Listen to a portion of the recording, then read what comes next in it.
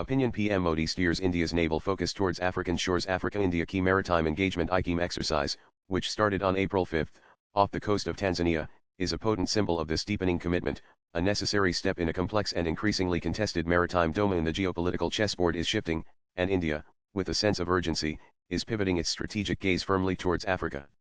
It is a hard-nosed recognition that the maritime security landscape, particularly in the Indian Ocean region (IOR), demands proactive engagement with key African partners.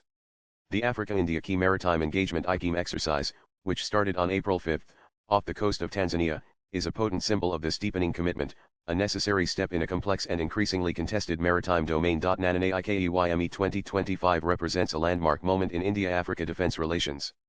Co-hosted by the Indian Navy and the Tanzania People's Defense Force, this exercise marks India's first major multilateral naval engagement specifically focused on the African continent.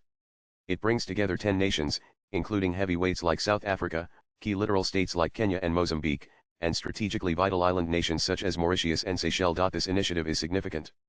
India intends for IKEM to become a biennial fixture, eventually expanding to encompass West African nations, signaling a long-term, region-wide security vision that acknowledges Africa's rising global influence. The exercise is designed for practical impact. The agenda, split into harbor and sea phases, tackles real-world threats head-on, encompassing command post exercises, anti-piracy discussions, intensive training on visit, board, search, and seizure VBSS operations, the sharp end of maritime law enforcement alongside practical sea drills involving search and rescue, small arms firing, and helicopter operations. The aim is to foster trust and create seamless operational coordination between the participating navies, which is crucial for tackling shared maritime challenges effectively. IKEM, alongside parallel initiatives like the Indian Ocean Ship IOS Sagar deployment, which sees an Indian vessel with mixed international crew conducting joint EEZ surveillance, fits squarely into India's declared strategy.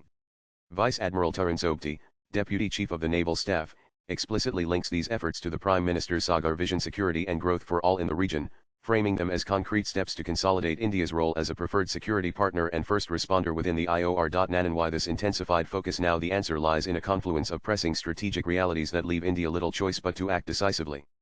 India's economic lifeblood flows across the oceans. Approximately 85% of its crude oil and 55% of its natural gas arrive via vulnerable sea lines of communication (SLOCs), threading through critical choke points often plagued by instability. Securing these maritime energy routes isn't optional.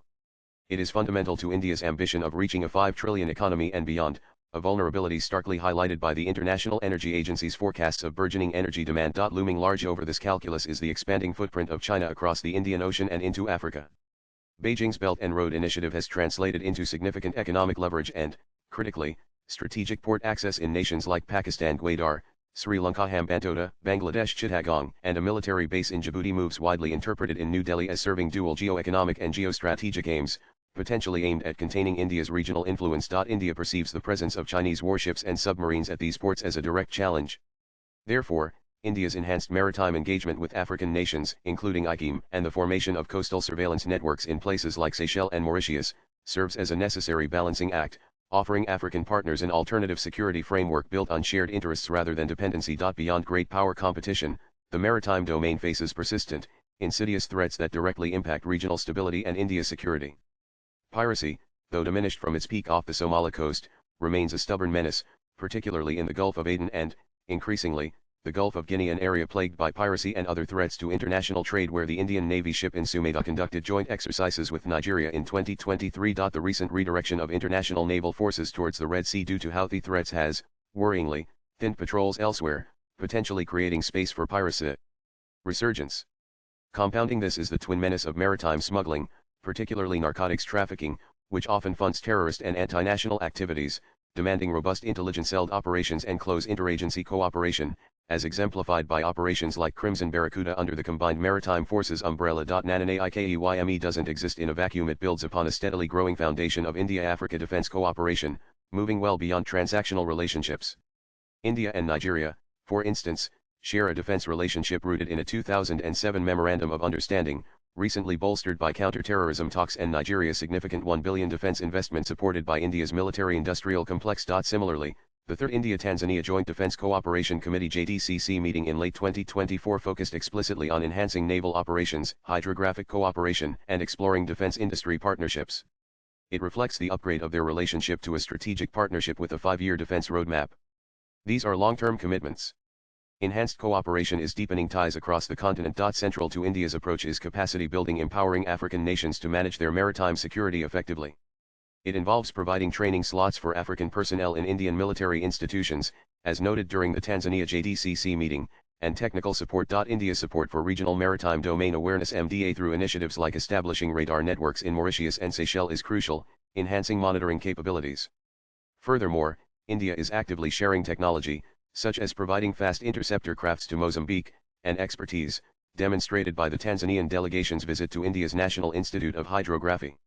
This commitment is underscored by the recent decision to post new defense Attica copyrights to key African nations like Ethiopia, Ivory Coast, Mozambique, and Djibouti, ensuring dedicated military diplomacy channels. There's also a pragmatic economic dimension underpinning this security engagement. India, now the world's 23rd largest arms supplier, sees Africa as a significant potential market for its burgeoning defense industry, exporting systems like surface-to-air missiles and light weapons. Strengthening security ties opens avenues for defense trade and joint ventures.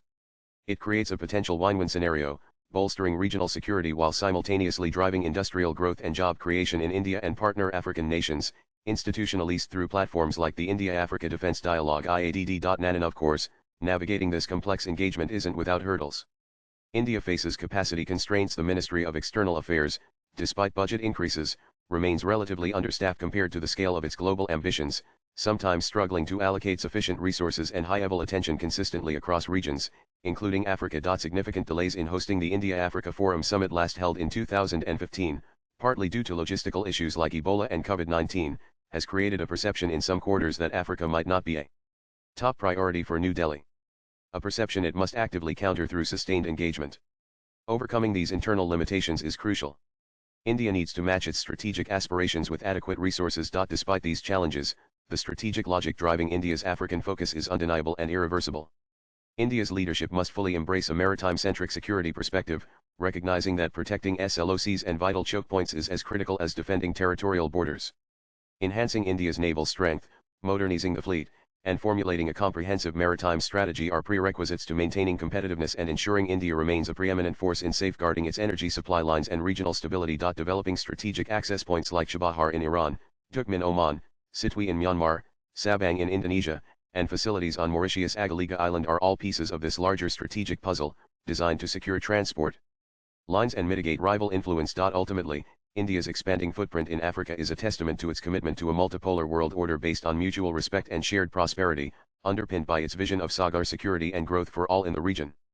Initiatives like IKEM and IOS Sagar are not merely about countering China or tackling piracy. They are fundamental building blocks for a more secure, stable, and collaborative Indian Ocean region. By deepening naval cooperation, enhancing capacity building, and sustaining diplomatic engagement, India is ready to solidify its role as an indispensable security partner for Africa, ensuring this partnership becomes a defining pillar of its global strategy for years to come. The course is set. India's maritime destiny is intimately linked with Africa's. Nan.